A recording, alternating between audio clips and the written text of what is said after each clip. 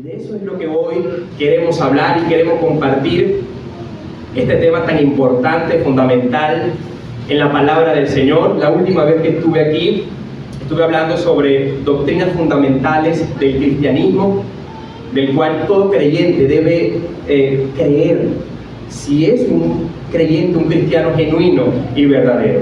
Y una de esas doctrinas fundamentales es esta, sobre que Jesús viene. Jesús viene. Y eso hace que a usted y a mí podamos animarnos, podamos alegrarnos, podamos nosotros caminar en gozo, saber de que Él regresa, Él viene por su iglesia. Y ahí está ese término que lo vemos en el Nuevo Testamento. Es un término, una expresión aramea, pero en el Nuevo Testamento aparece en griego como Maranata. Maranata, Cristo viene. Maranata significa el Señor viene o ven Señor Jesús. Y es un clamor que hace la iglesia, pero también es un clamor que hace el Espíritu Santo, ¿sí? Entonces, cuando podemos entender esto, una de las cosas que debe estar en nuestra oración es este clamor: Maranata, ven Señor Jesús. Cuando Jesús ascendió a los cielos, los discípulos pensaban que el día siguiente venía el Señor, y cada día ellos tenían ese pensamiento. ¿Y qué hacía eso, esa convicción? Que ellos se guardaran y esperaran su regreso. Ahora han pasado 2000 años y esa palabra sigue siendo vigente para nosotros como iglesia. Y bueno, queremos hablar un poquito sobre este tema que trae más o menos más de 2500 referencias en la palabra del Señor. Un tema central como lo que fue la primera venida del Señor, es un tema central en las Escrituras, en el Antiguo Testamento, y vemos después entonces en el Nuevo Testamento uno de los temas centrales sobre la venida de nuestro Señor Jesús. Y vamos a la palabra. Hoy quiero leer y que me acompañen a que leamos varios versículos bíblicos para que podamos entender la profundidad o la importancia que tiene este tema para nosotros como creyentes. Y vemos aquí en la palabra primera de Corintios, capítulo 16, versículo 21 y 22. Dice así la palabra: yo, Pablo, os escribo esta salutación de mi propia mano. El que no amare al Señor Jesucristo sea anatema. El Señor viene. ¿Sí? Y vamos a enfatizar un poquito acá sobre este versículo, a meditar sobre este versículo importante. Este término Maranata es la única vez que sale en la Biblia que está en este versículo. Ahora, hay muchas expresiones sobre Jesús viene o el regreso de Jesús, ¿sí? Como le dije anterior, más de 2500 referencias. Pero el término Maranata, que se traduce en el Señor viene, sale esta única vez. Ahora, hay algo interesante acá. El apóstol Pablo escribe a esta iglesia de Corintios en su último capítulo, y él escribe a esta iglesia más o menos alrededor del año 55 después de Cristo. Y él escribe sobre varios temas. Entre esos temas estaba que había división en la iglesia, había inmoralidad sexual, había desorden en la adoración, y él busca escribir esta carta para corregir los errores, para restaurar lo que no estaba bien. También hablaba sobre los dones del Espíritu, y también habló sobre los alimentos que se ofrecían a los ídolos. Había sobre estos temas. Es interesante porque también Pablo responde en esta carta sobre el matrimonio, algunas preguntas que le hacían sobre el matrimonio. Y finalmente él concluye en este capítulo 16, escrito de su propia mano, lo que acabamos de leer. Pero aquí hay dos cosas importantes. Hay dos términos que parece que se contradicen. El primer término que conseguimos allí dice que el que no amara al Señor Jesucristo sea anatema. Este es el primer término que de repente podamos decir, no sé qué significa anatema, ¿sí?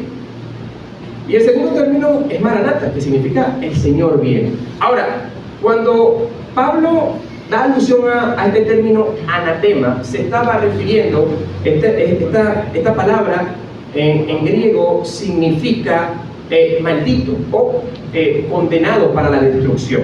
Entonces, él estaba diciendo que el que no amara al Señor, porque él está hablando a una iglesia, ¿sí? A creyentes, pero no a creyentes que solamente proclamaban el nombre del Señor de la boca para afuera, sino a creyentes que fueran verdaderos, que amaran al Señor. Pero él dice, el que no lo amara, entonces fuera anatema, es decir, fuera maldito, fuera condenado eternamente o condenado a la destrucción. Y esto son palabras fuertes, porque pareciera que Pablo está condenando, y ciertamente Pablo no tenía la autoridad para condenar, porque no era Dios, pero él estaba diciendo que el que no amara verdaderamente, eso era su destino. Ahora, eso lo vemos en todo el transcurrir de la palabra. Todo aquel que está separado de Dios está condenado eternamente, no porque Jesús lo condene, sino porque la persona se condena cuando rechaza al que viene a traer salvación, al que viene a traer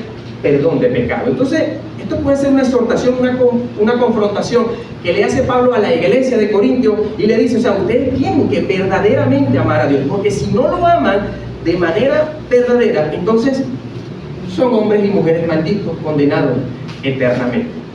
Y esto me recuerda a lo que Jesús dijo, hablando sobre el esposos, amen a sus esposas.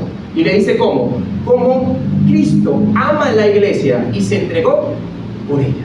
Entonces fíjense, ahí vemos esa definición de ese amor que es una entrega. Lo vemos también en Juan 3:16, que de tal manera Dios amó al mundo, que ha dado a su Hijo unigénito, para que todo aquel que en él crea no se pierda. Entonces el amor es una entrega. Dios entregó a su Hijo para mostrar amor para usted y conmigo.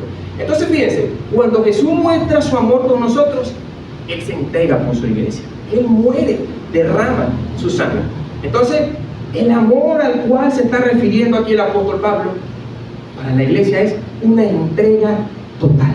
Una entrega no solamente de palabras, de oraciones, sino una entrega que involucra nuestra vida completa, nuestros pensamientos, nuestras actitudes, todo lo que tenga que ver con nuestra vida tiene que ser entregada al Señor. Ese es el amor verdadero, ese es el amor que el Señor hizo por nosotros y nos enseñó para que usted y también nos entreguemos por Él.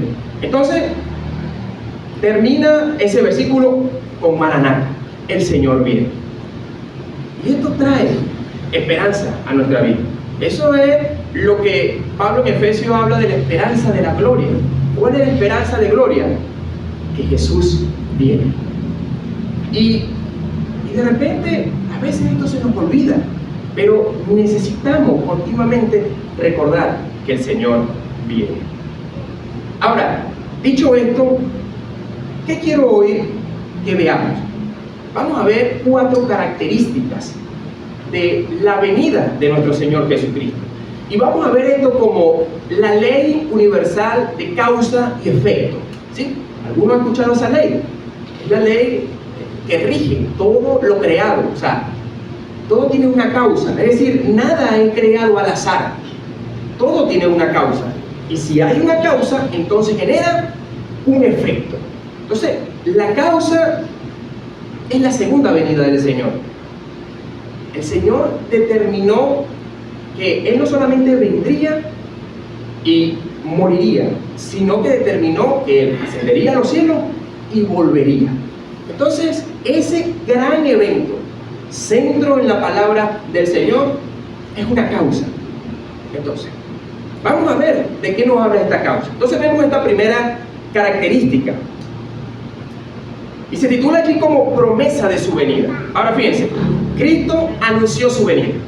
Y lo vemos allí, los ángeles anunciaron su venida y los apóstoles también anunciaron su venida. O sea, son promesas que vemos en la palabra que dan evidencia de la venida de nuestro Señor Jesucristo. Vemos allí en Juan 14 que Jesús dijo: y si me fuere y os prepararé el lugar, vendré otra vez y os tomaré a mí mismo, para que donde yo estoy, vosotros también estéis. Entonces dice que Él vendrá otra vez. Él declara y promete a su iglesia que Él vendrá otra vez.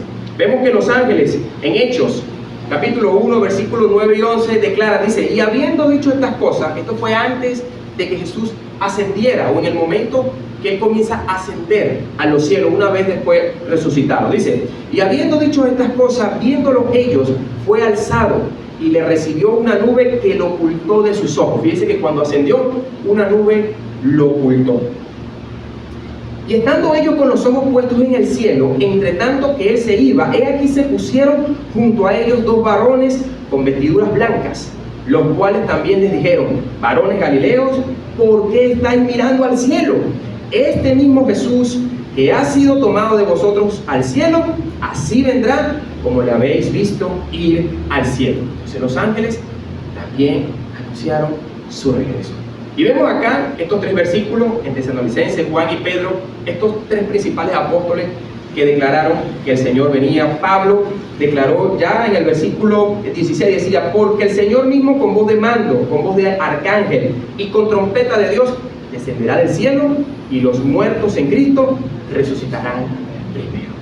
El apóstol Juan dijo, amados, ahora somos hijos de Dios y aún no se ha manifestado lo que hemos de ser, pero sabemos que cuando Él se manifieste, seremos semejantes a Él, porque le veremos como Él es. Y el apóstol Pedro dijo, pero el día del Señor vendrá como ladrón en la noche, en el cual los cielos pasarán con grandes estruendos, y elementos ardiendo serán desechados, y la tierra y las obras que ellas hay serán quemadas. Entonces, vemos acá claramente cómo Jesús, ángeles y apóstoles anunciaron, prometieron que Jesús viene. ¿Ven? Ahora, en la segunda característica vemos las señales de su venida. ¿Sí? Esas señales de su venida se han vuelto hoy muy sensacionalistas, hasta el punto de que hay predicadores que han declarado una fecha específica de regreso del Señor. Leía en las redes, el Señor viene el 23 de septiembre del 2025. Uy, tremendo. Pero es porque también se ha vuelto algo muy comercial o a nivel de mercantil, de que la gente está viendo videos y eso genera dinero a los autores de estos canales. Y cuando la gente ve este tipo de noticias sensacionalistas, comienza a ver esos videos, bueno, eso genera tanta cantidad de vistas. Pero es interesante porque si nosotros no conocemos qué enseña la Biblia acerca de las señales, podríamos decir, Señor, viene el 23, voy a comenzar a prepararme. Ahora, es importante conocer lo que la Biblia enseña de las señales. Y veamos acá las principales, fíjense. Grandes acontecimientos, y en medio de esos grandes acontecimientos también habrán grandes, que engañarán a muchas personas. ¿A quiénes específicamente? A los que aparentemente han creído. La Biblia declara en Mateo 24, voy a leer los últimos dos versículos, versículo 11, dice, y muchos falsos profetas se levantarán y engañarán a muchos, y por haberse multiplicado la maldad, el amor de muchos se enfriará. Cuando usted lee el versículo 6 en adelante, da diferentes acontecimientos como rumores de guerra, pestes, hambruna, ¿sí? Entonces, al final esto concluye que generará aflicción y tribulación en la tierra, y es parte de la señal. Pero también la Biblia declara en estos versículos que no se preocuparon porque no era el fin, sino que era un principio de dolor. Para las madres que están acá, que han dado a luz a través del parto, ¿cuántas dilataciones tiene un parto? 10, ¿sí o no? Y cada dilatación es más fuerte el dolor, ¿sí o no? Entonces, cuando el Señor habla de que es el principio de dolor, podríamos hablar de los primeros dolores de parto. Entonces, la tierra entrará, y pudiéramos decir que pudiéramos estar en los principios de dolor de parto, porque está entrando y estamos evidenciando de manera más constante todas estas señales en el mundo entero, entre la guerra, entre las inundaciones, entre los terremotos, entre las hambrunas, etcétera, etcétera. Pero ya va, no es el fin. Atentos allí, ¿sí? Ahora, vemos el siguiente, otra señal. Jesús le dice aquí a sus discípulos, aprended de la higuera. Vemos ahí en Mateo 24, 32 al 35, dice, de la higuera aprended la parábola. Como cuando ya sus ramas estén tiernas y brotan las hojas, sabéis que el verano está cerca. Así también vosotros, cuando veáis todas estas cosas, conoced que está cerca, que está a la puerta. De cierto os digo que no pasará esta generación hasta que todo esto acontezca. El cielo y la tierra pasarán, pero mis palabras no pasarán. Y esta es una señal donde muchos teólogos dicen tiene que ver la higuera con el pueblo de Israel. Muchos dicen que Israel es el termómetro de Dios o el reloj de Dios para lo que tiene que ver con la segunda venida del Señor. Y ciertamente la higuera es relacionada, vinculada con Israel, con el pueblo de Israel. Ahora, hay teólogos que van más allá porque les inquieta el poder saber una fecha tentativa. ¿A quién no le gustaría saber cuándo viene el Señor? Yo creo que todos quisiéramos saber. Ciertamente la palabra declara, no sabemos ni el día ni la hora, pero el Señor da señales para que usted y yo estemos apercibidos y que si nosotros estamos allí en una relación con el Señor, podamos discernir ciertamente el acercamiento de su regreso, aún sin saber el día exacto, la fecha exacta. Ahora, cuando habla de acá de la higuera y se refiere al pueblo de Israel, hay teólogos que dicen que tiene que ver con el pueblo de Israel que en 1948 se constituyó como una nación soberana. Y a partir de ahí ellos comienzan a contar los años que han transcurrido. Del 1948 hasta el 2025 han transcurrido 77 años. Y en ese tiempo, según también otra profecía que hay en Ezequiel 37, que habla que el Señor recogerá a todo el pueblo Israel, o todo su pueblo, y lo va a traer nuevamente a Israel, ¿sí? Entonces vemos ciertamente con la situación que está pasando en el mundo entero que hay países y sociedades, grupos de personas que se han vuelto antisemitas o anti-israelíes, y muchas de estas personas están siendo afligidas en diferentes países y ha hecho que retornen a Israel. Entonces uno pudiera decir, oye, esto parece que se está cumpliendo.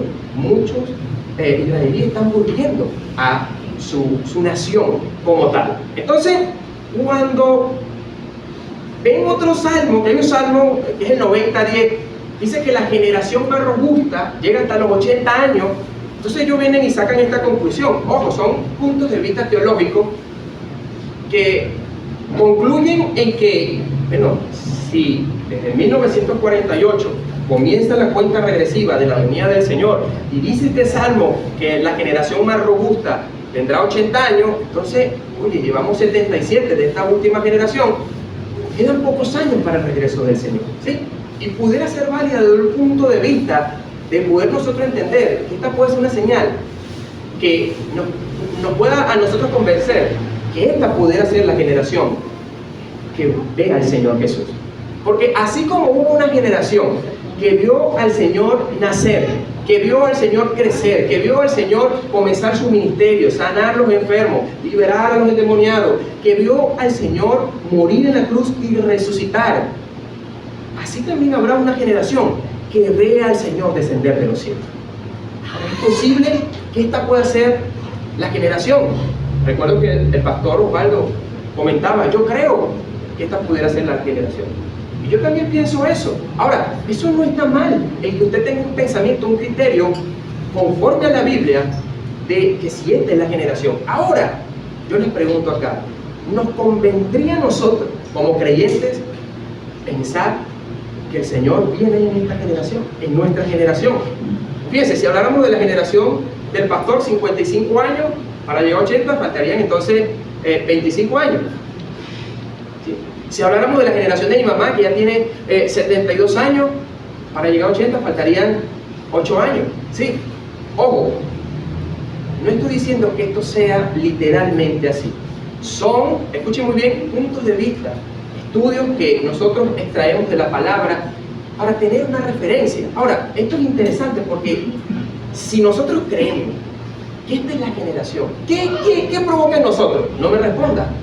Esos son los efectos de los cuales vamos a hablar en un ratito, ¿sí? Pero es interesante. Ahora vemos otra señal, como en los días de Noé. Fíjense lo que dice Mateo acá, Mateo 24, 37 al 39. Mas como en los días de Noé, así será la venida del Hijo del Hombre.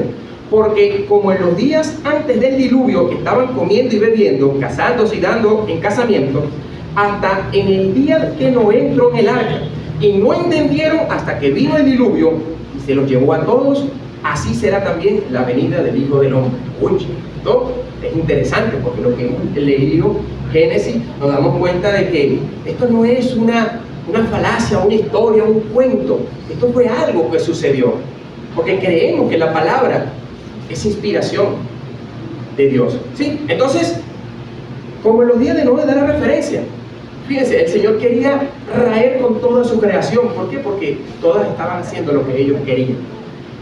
Pero halló gracia en el corazón de Noé y le dio una palabra que construyera esa arca. Y mientras él la construía, él pregonaba a todas esas personas que estaban en ese entonces. Pero a esas personas no les interesó lo que Noé les decía. Seguían en sus asuntos personales propios. Y listo. Y durante 120 años se estuvo hablando de esto mientras se construía la arca. Y llegó el día donde se cerró la puerta del arca, cayó el diluvio y fueron sorprendidos todos estos moradores de la tierra. Usted sabe cuál es el final. ¿Sí? Entonces, anatema, fueron condenados a la destrucción. Ahora comienza a tener sentido. ¿Sí? Ahora, la iglesia no está para ser sorprendida. La iglesia está para sorprenderse, es otra cosa, pero la iglesia está para estar entendida y apercibida de lo que el Señor nos habla a través de su palabra, para que estemos atentos al regreso de nuestro Señor. Vemos otra señal y se refiere en los días postreros. Segunda de Timoteo capítulo 3 dice: también debes saber esto, que en los postreros días también vendrán tiempos peligrosos, porque habrá hombres amadores de sí mismos. Esto pareciera también como en los tiempos de Noé. Ávaros o avaros, vanagloriosos, soberbios, blasfemos, desobedientes a los padres, ingratos, impíos, sin afecto natural, implacables, calumniadores, intemperantes, crueles, aborrecedores de lo bueno, traidores, impetuosos, infautos, amadores de los deleites más que de Dios. Ahora esto tiene relación con la sociedad de hoy en día. Pregunto, no está lejos. Esto está ocurriendo hoy en día. Si hablamos de la mayoría de la población mundial, más de 8 millones, más de 8.000 millones de seres humanos en la Tierra, ¿cuántos de esos 8.000 millones de seres humanos están buscando al Señor? ¿Están siguiendo al Señor? Sabemos que no es la mayoría. Y a través de la parábola del buen sembrador, sabemos que de todos sus terrenos solamente uno. Si lleváramos esto a la estadística, viéramos que de todos los corazones que representan los terrenos, hay 4 tipos de corazones: en el camino, pedregal y espino, pedregal y buena tierra. Si lleváramos esto numéricamente, cuantitativamente, diríamos entonces que de todas las personas, porque ciertamente todas las personas van a escuchar del Evangelio, solamente el 25% va a dar fruto. Es decir, que de los 8.000 millones de seres humanos, solamente el 25%, según esa parábola, si pudiéramos hacer ese punto de vista teológico, son los que se volverán al Señor. ¿Sí? Ahora, esto es interesante porque hace que usted y yo podamos ser conscientes de la realidad que hoy vivimos. Otra señal dice: habrá apostasía. ¿Sí? Segunda de Tesalonicenses capítulo 2 versículo 3, el apóstol Pablo dice: nadie os engañe en ninguna manera, porque no vendrá si que antes venga la apostasía y se manifieste el hombre de pecado, el hijo de perdición. Entonces, ¿qué es la apostasía? La apostasía es cuando el que ha creído deja de creer. El que ha creído se aparta de su fe. El que se ha acercado al Señor después le da la espalda. ¿Sí? Algo así como el hijo pródigo. La diferencia del hijo pródigo es que no se quedó allí alimentando a los cerdos, sino que volvió, porque era hijo. Pero hay personas que están convencidas de ser salvos, porque han hecho solamente una oración de fe y listo. No, yo hice una oración de fe y ya estoy salvo, pero no hay fruto, no hay un nacimiento nuevo, no hay una transformación, una regeneración en su vida que dé evidencia de ese cambio en su vida, de que el Señor ahora habita en sí. Entonces, ¿qué hace? Está convencido porque ciertamente creen en lo que dice la palabra, que el que confiese al Señor Jesús será salvo, pero cuando vienen las diferentes circunstancias, aflicciones, como hablamos y mencionamos esos tres terrenos, entonces se apartan y vuelven a lo que eran antes. Es decir, nunca hubo un cambio, nunca hubo una transformación. Pudiéramos hablar entonces aquí que hay personas que están dejando de creer, se convierten en apóstoles. Y vemos hoy congregaciones donde adoran al Señor, pero su estilo de vida no refleja santidad, no refleja que son personas que se apartan del pecado y siguen al Señor Jesús. ¿Sí me está entendiendo? O sea, son personas apóstatas que niegan, escuchen muy bien, lo que Jesús hizo en la cruz. Porque lo que el Señor hizo en la cruz genera una transformación en nuestra vida de tal manera que se cumple lo que dice la palabra en 2 Corintios capítulo 5 versículo 17, que el que está en Cristo, nueva criatura es. Las cosas viejas, mi vida pasada, mis vicios, mis malas costumbres, mis malas palabras y pensamientos pasaron. He aquí todas son nuevas. ¿Y qué es lo nuevo? Comienzan sus promesas, sus principios, sus mandamientos, sus preceptos a regir y a gobernar mi vida. Las decisiones que yo tomo están fundamentadas en la palabra del Señor, en la crianza de mis hijos, en mi matrimonio, en mi lugar de trabajo, como empresario, como vecino, ¿sí? Como ciudadano, en lo personal y en lo colectivo. Ya no me gobierna mis propios deseos ni mi carne, sino la palabra del Señor. Y es algo que es continuo. La santificación es continua, la transformación es continua, ¿sí? Y podemos nosotros ver después que termine el año un antes y un después. Y si eso no sucediera, entonces, ¿qué está pasando en nuestra vida espiritual? ¿Sí? Y la última señal que vemos acá, interesante porque las primeras señales parecen malas, traen aflicción, preocupación, tragedia, huye, tribulación. Pero en medio de todo ese caos y convulsión en la actualidad está el mundo, vemos allí en Mateo 24:14, el mismo Jesús declara: y será predicado este evangelio del reino en todo el mundo. Fíjense, no habrá ningún hombre o mujer que no haya escuchado la palabra del Señor, porque es por la predicación que el Señor ha establecido que las personas sean salvas, le conozcan, ¿sí? Entonces, para testimonio de todas las naciones, entonces vendrá el fin.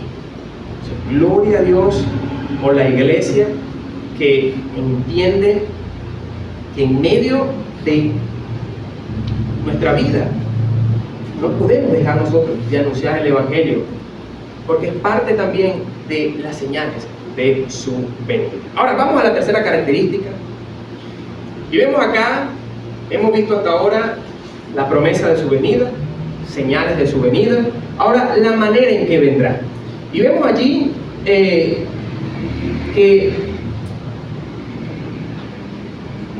el apóstol Juan en Apocalipsis capítulo 1 versículo 7, él declara que todo ojo le verá. O sea, hasta lo que lo traspasaron, hasta lo que ya no están vivos, pero declara que todo ojo le verá. He aquí que viene con las nubes, y todo ojo le verá, y lo que lo traspasaron, y todos los linajes de la tierra harán lamentaciones por él. Sí, amén. Es interesante. ¿Por qué? Porque este evento de la segunda venida del Señor no será en secreto, no será para algunos, no. Todos los verán. Cuando digo todos, ahí están todos los seres humanos. Vemos también entonces que Él vendrá acompañado de sus santos ángeles. Dice Mateo 25, cuando el Hijo del Hombre venga en su gloria y todos los santos ángeles con Él, entonces se sentarán en su trono de gloria. Es decir, viene acompañado con sus santos ángeles.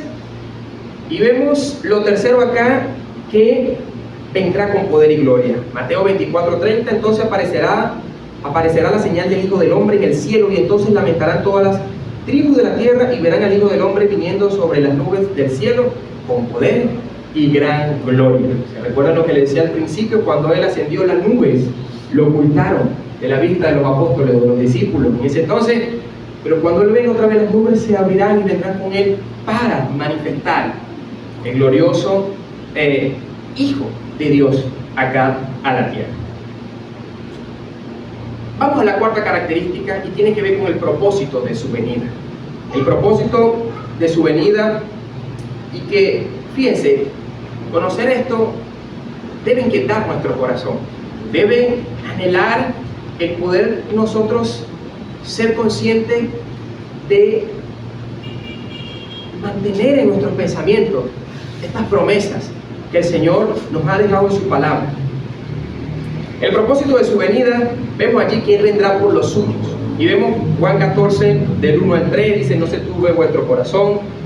Dice: en la casa de mi Padre muchas moradas hay, y si no fuera así, yo les hubiera dicho, pues voy a preparar lugar para vosotros, y si me fuere y os preparar el lugar, vendré otra vez y os tomaré a mí mismo, para que donde yo estoy, vosotros también estéis. Ahora, este versículo es interesante porque este es un versículo que alude a que el Señor viene por nosotros, pero nos va a llevar a donde Él está. ¿Y dónde Él está ahorita? En el cielo. Entonces este versículo apunta más, según los teólogos, hacia este otro tema importante sobre el arrebatamiento, o el rapto de la iglesia. Pudiéramos preguntar, ¿el rapto de la iglesia y la segunda venida del Señor es el mismo evento?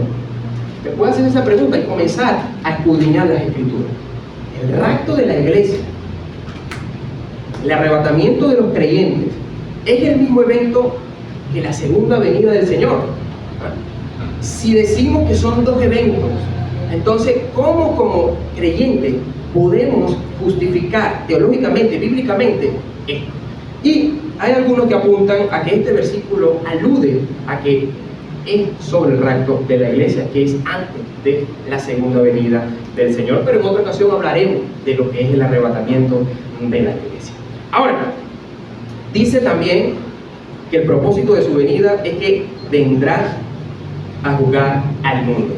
Segunda de Corintios, capítulo 5, versículo 10, habla de que porque es necesario que todos nosotros comparezcamos ante el tribunal de Cristo, para que cada uno reciba según lo que haya hecho mientras estaba en el cuerpo, sea bueno o sea malo.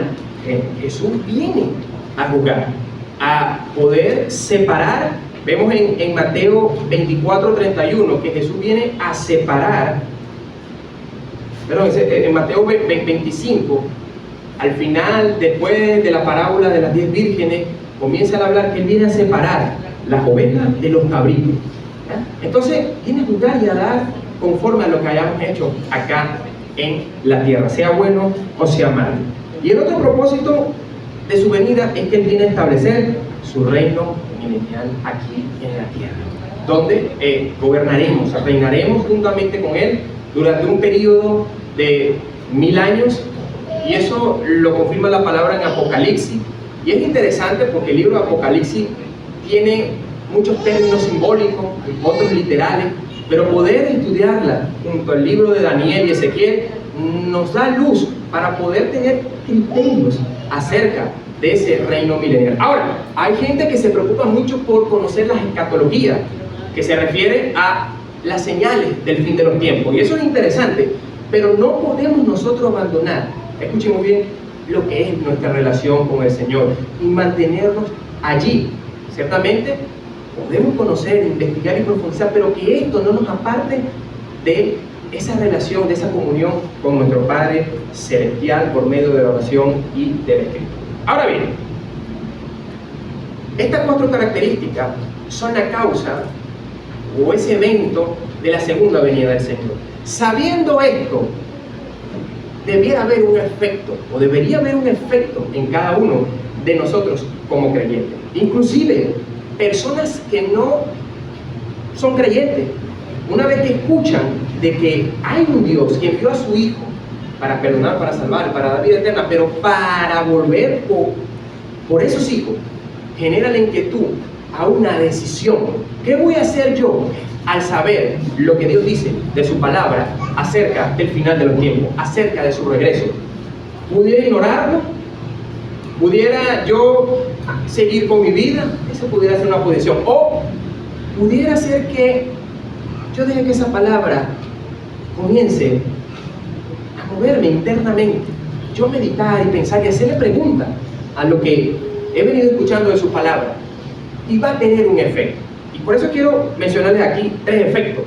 Primer efecto en el creyente, una vez que conoce sobre la segunda venida del Señor, y es que nos santifiquemos mientras lo esperamos. ¿Sí? No es que yo creí, listo, sigo igual. No, la palabra demanda que debemos santificarnos mientras lo esperamos. Dice Primera de Juan, capítulo 3, voy a leer el versículo 3 en adelante. Y todo aquel que tiene esta esperanza en Él se purifica a sí mismo, así como Él es puro. Acuérdense que uno de los atributos de Dios es que Él es santo. Y este atributo es el que se menciona en la Biblia 3 veces. Cuando los judíos enfatizaban un término, era porque era extremadamente importante. Cuando el Señor decía, de cierto os digo, o sea, era porque tenía una información importante que tenían que tener en cuenta lo que le escuchaban. Cuando la palabra, fíjense, de todos los atributos, el atributo que él enfatiza 3 veces, o se enfatiza aquí en la palabra, en Apocalipsis, santo, santo, santo. Entonces, nadie que no sea santo podrá ver al Señor. Entonces, la santidad es un proceso continuo, como dije anterior, donde vamos cambiando, mejorando, transformándonos por medio de su palabra, que es la que nos santifica, ¿sí?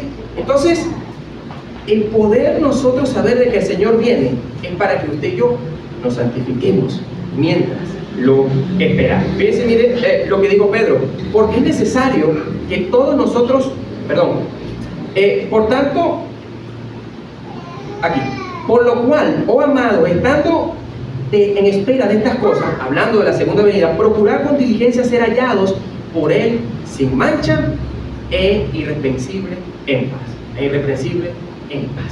Entonces, el Señor demanda de su iglesia que lo esperemos, escuchen muy bien, de manera diligente, en donde seamos irreprensibles. ¿Qué es irreprensible? No que alguien pueda decir algo de nosotros, ¿no? Porque ahorita hay muchas calumnias, muchas mentiras, querer malponer a los hermanos, hablar mal, etc.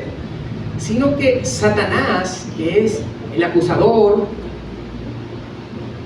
diga, estás haciendo esto, y sea verdad, él te puede reprender, porque estás en pecado, ¿sí? Mire, una de las cosas que yo me he dado cuenta es que cuando nos cuesta predicar el Evangelio o hablarles a otros de manera pública, en otro lugar, fuera de los espacios acá de la iglesia, es que alguien que no conozca y que sabe que estamos haciendo algo indebido, nos pueda decir, pero ¿qué vas a hablar tú de Dios si tú estás haciendo esto? No. ¿Sí? Sería una persona irreprensible. Ahora, solamente la persona sabe si es verdad. Ahora, Satanás, escuche muy bien, tiene un conocimiento limitado de nosotros, pero ciertamente cuando usted y yo pecamos y nos mantenemos en ese pecado, él usa eso para avergonzarnos. Ahora, vamos a quedar en esa condición. Por eso existe lo que Juan habló en primera de Juan 1:9, que si hemos pecado debemos confesar nuestros pecados, como creyentes ya, ¿sí? Apartarnos de él. Y dice la Biblia que él es bueno y es justo para perdonarnos y limpiarnos de toda maldad, ¿sí? Y esto es algo diario. Y esto es maravilloso, la misericordia del Señor, cómo se renueva para con cada uno de nosotros en esos pecados que podamos cometer. Ahora, esto es diario, pero está la otra condición de la persona que practica el pecado. ¿Sí? El que practica el pecado, dice también el mismo libro de primera de Juan, hijo del diablo. El que practica, es decir, el que no tiene ninguna tristeza, no siente tristeza ni dolor y le da igual cuando peca delante de Dios. ¿Sí? Le da igual. La vida es una sola, hay que disfrutarla. Pero el que cuando peca siente tristeza, esa tristeza, ¿qué lo va a llevar? A la oración, en arrepentimiento para apartarse, y se aparta. ¿Saben por qué? Porque el Señor nos ayuda, porque Él se compadece de nosotros. Él vino a la tierra y fue tentado en todo, aún no, pero no tentó. Ahora, nosotros somos tentados también en todo, y en algunas caemos en tentaciones, pero con el Señor podemos ser libre de todo pecado, de toda opresión, de todo pensamiento, de toda influencia satánica, diabólica, demoníaca, que pueda conducir a usted a acciones, a decisiones que vayan contra de Dios y, por supuesto, contra de su propio. Otro efecto que produce el conocer el regreso del Señor es que debemos mantenernos orando y velando. Marcos dijo: mirad, velad y orad, porque no sabéis cuándo será el tiempo. Había un predicador muy famoso que decía: yo no quiero que el Señor venga todavía. Y eso a mí me preocupaba, porque al decir esto pareciera que está negando o rechaza la venida del Señor. Ahora él decía: no, bueno, yo no quiero que venga porque todavía hay muchas cosas por hacer. Ahora, pero cuando el Señor decida regresar, ¿quiénes somos nosotros? O cualquier ser humano para decir: no venga todavía, porque me faltan muchas cosas por hacer. Entonces, el poder nosotros creer y estar convencidos de que el Señor pudiera venir hoy, ¿qué genera en nosotros? Que nos pongamos a cuenta, y confesemos y nos apartemos y tengamos nuestra conciencia tranquila cuando dormimos, y saber de que si el Señor regresa, podamos partir con Él. ¿Sí? Ahora, hay otra situación interesante. Cuando me acosté hoy, el Señor no vino, me paré, no ha venido. Pero existe la posibilidad de que pudiéramos morir, pudiéramos fallecer. Cuando yo comparto esto con las personas, en lo que tengo oportunidad de evangelizar, les pongo a pensar, no porque quiero transmitirle un terror psicológico, sino porque es una posibilidad de que pudiéramos morir. Es más, vamos a morir algún día. Y esto ciertamente puede traer temor, inquietud. Hay personas que, bueno, comienzan a comer más sano después de 50 años para alargar su vida, comienzan a hacer ejercicio. Y eso es bueno, eso no es malo. Pero el día que nos toque partir, vamos a partir. No podemos burlar la muerte, no podemos escondernos de la muerte. ¿Sí me entienden? Vamos a morir un día. Y cuando usted y yo morimos, hasta allí llegó el tiempo de gracia y misericordia. Si usted y yo no estábamos en el Señor, a cuentas, entonces hay un riesgo de que entonces o no éramos del Señor. ¿Por qué? Porque el Espíritu, escuchen muy bien, nos redarguye de tal manera que hace que usted y yo podamos estar a cuentas diariamente con el Señor. No podemos ser indiferentes al Espíritu Santo. Aún la palabra dice: no contristéis al Espíritu Santo. Pero el Espíritu Santo, todo aquel que ha sido sellado, eso es una evidencia de que está sensible a la voz de Dios a través de su palabra. No solamente el Señor me dijo, tuve este sueño y esta visión, escuchen muy bien, sino es lo que dice su palabra, que es suficiente para decirnos lo que usted y yo debemos hacer, lo que debemos dejar de hacer y lo que tenemos que comenzar a decidir, a fundamentarnos. ¿Por qué? Porque le amamos, porque nos hemos entregado a Él, porque ya no es nuestra vida, sino la vida de Él a través de nosotros.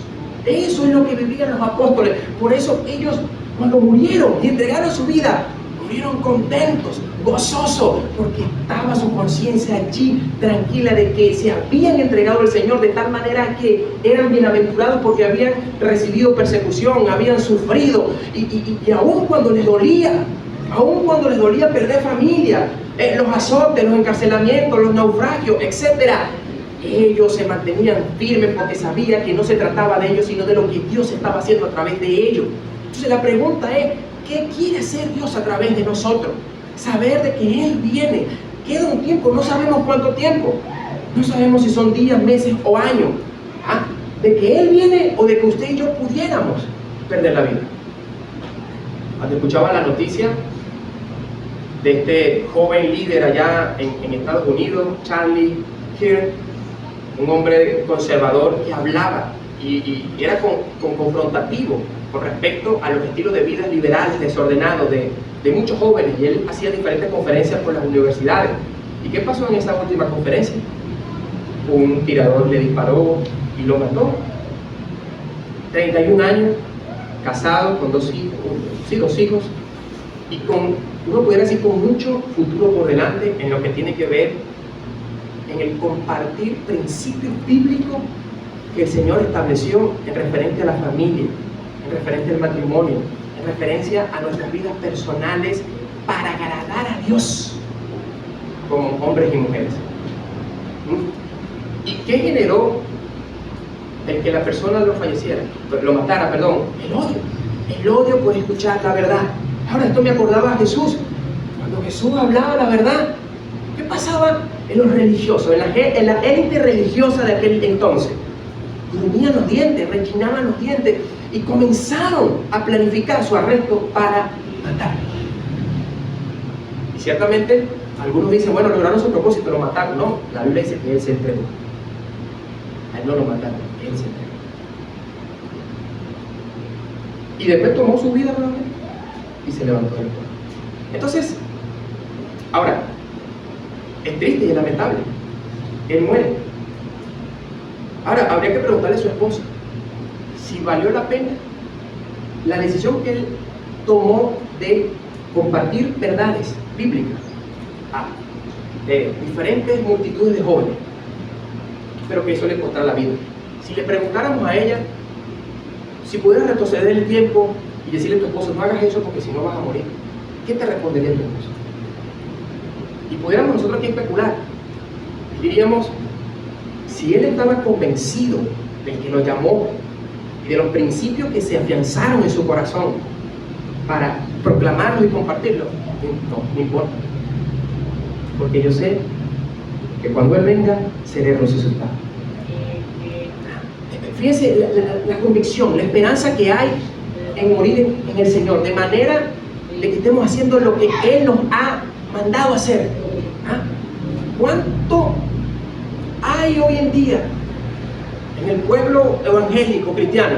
Pereza, negligencia, falta de esfuerzo, falta de compromiso. Lo hay. Yo no soy diferente. A mí me ha dado pereza, no hay que hacer nada, leer, orar, nada. Pero escuchemos bien, cuando el Señor nos toca y Él ve en nuestro corazón una decisión firme en creerle y seguirle, servirle a Él y buscar a Él no es una carga, es un deleite. ¿Por qué? Porque Jesús dijo, lleven mi yugo, que es fácil y ligero. Entonces, congregarnos no puede ser una carga, leer la Biblia no puede ser una carga, orar no puede ser una carga, adorarle, predicar, servir a otros no puede ser una carga. Y si lo es, entonces no estamos siendo guiados por su Espíritu. Necesitamos clamar para que su Espíritu coloque ese yugo que hace que usted y yo podamos disfrutar el servir al Señor en cada una de las funciones que el Señor lo ha llamado. Por supuesto que muchas de esas funciones el Señor nos manda, nos prepara y nos manda que nos preparemos, porque no podemos ser esas personas, no, bueno, espontáneo, vamos a ver lo que el Señor quiere hacer. No, hay una preparación. Ciertamente el Señor tiene el control y Él hace como Él quiere, pero demanda de nosotros un esfuerzo, una entrega, una valentía, que es con su Espíritu Santo. No es con espada ni con ejército, es con su Espíritu Santo que podemos nosotros servirle y mantenernos, y eso trae deleite, eso trae disfrute, y podemos sí cansarnos. ¿Qué predicaba el pastor el domingo anterior? Si nos cansamos pero confiamos en el Señor y le esperamos, recibiremos nueva fuerza, como el águila que se rejuvenece y sigue adelante. Mire, el poder nosotros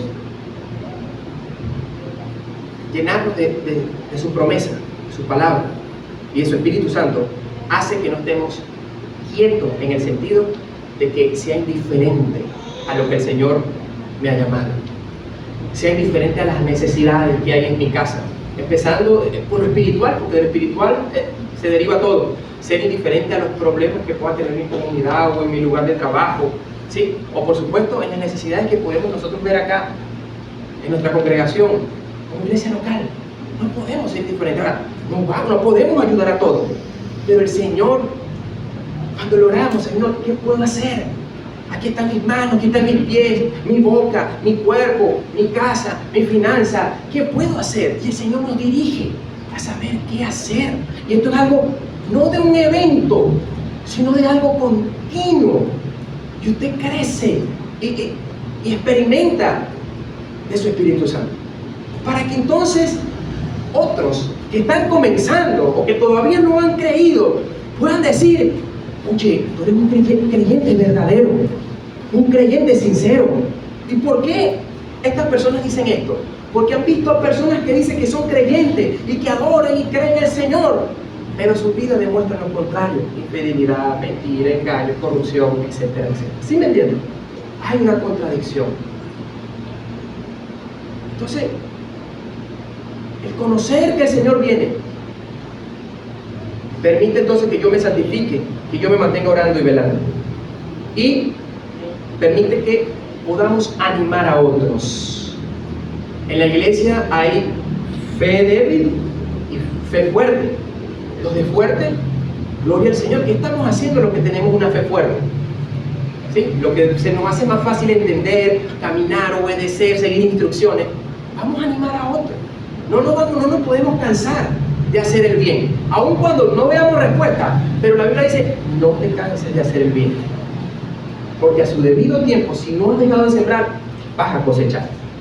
Y específicamente se refiere también a los hermanos de la fe. A veces hacemos el bien, pero no vemos los resultados y lo dejamos de hacer.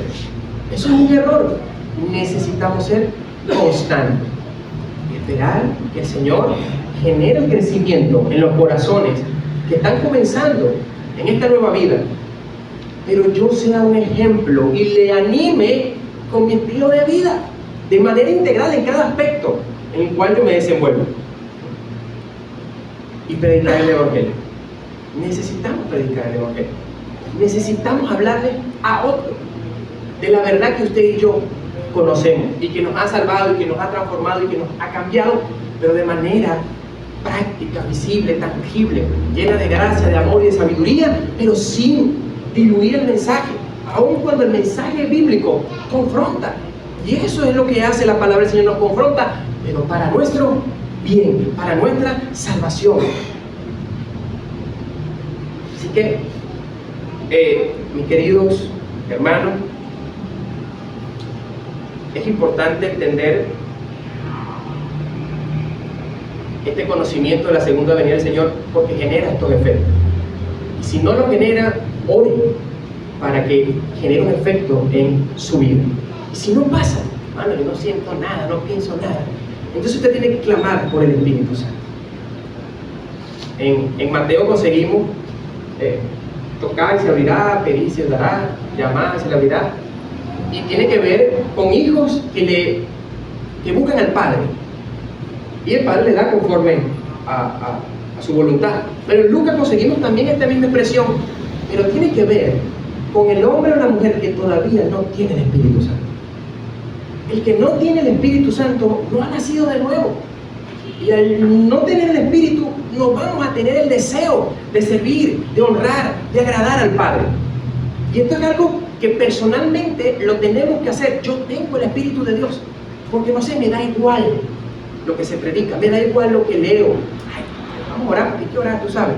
No, tenemos que examinarnos día a día y que eso genere un efecto en nuestras vidas, que comience el fuego del Señor o los ríos de agua viva a fluir de tal manera en nuestras vidas que haya un cambio. Y las personas que están a nuestro alrededor nos van a decir: oye, es diferente. Y usted va a decir: gloria al Señor, eso es por el Señor. Y aún en medio de cualquier debilidad, vamos a ir creciendo y fortaleciéndonos en el Señor. ¿Sí tiene sentido lo que usted está escuchando en esta mañana? Yo quiero concluir con ese versículo en Apocalipsis 22, versículo 17. Dice la palabra, fíjense acá, como les decía al principio, hay un clamor de la iglesia, que somos usted y yo, la esposa. Bien, la Biblia refiere que la iglesia es la esposa por la cual el Señor viene, y viene para que seamos parte de las bodas del Cordero. Esto es otro tema que, oye, genera esperanza, genera expectativa en nosotros como creyentes. Y damos gloria a Dios por eso. Pero unido a la esposa está el Espíritu. Porque la esposa o la iglesia no es iglesia sin el Espíritu de Dios. Entonces dice, y el Espíritu y la esposa dicen, ven. Y el que oye, diga, ven. Y el que tiene sed, venga. Y el que quiera, tome del agua de la vida gratuitamente. Hoy necesitamos nosotros atesorar esta palabra y comenzar en nuestras oraciones a clamar, como nos enseña acá la palabra, porque el Señor venga. Ahora, fíjense acá, que el Señor venga tiene que ver también con que el Señor se mueva dentro de nosotros, con que el Señor se manifieste en nosotros, para que lo que usted y yo podamos hacer sea conforme a su voluntad. No lo que yo quiero hacer en el nombre de Dios, no, es lo que Dios quiere hacer a través de mí. Eso es hacer la voluntad de Dios, ¿sí? Ser dirigido por su Espíritu, y en esa dirección nos conseguimos con este clamor, y el Espíritu y la esposa dicen, ven. Y vamos a colocar aquí un cántico que alude a este clamor, y que en medio de este cántico podamos meditar y también orar al Señor, ¿sí? Para que este cántico tiene que ver con la parábola de las 10 vírgenes, donde estaban aquí a medianoche, en la que estaban con su frasco lleno de aceite, pudieron recibir al esposo y entraron a esa boda. Y mientras usted la escuche, yo quiero que usted se vaya imaginando ese escenario. Podemos pensar cómo sería esa venida del Señor cuando Él venga por nosotros. ¿Cómo será? Podemos pensar, eso no es malo, ¿sí? Porque esto genera un efecto en nosotros, de poder volvernos al Señor verdaderamente. Amén. Vamos a escuchar. En medio de esta canción vamos a ir orando.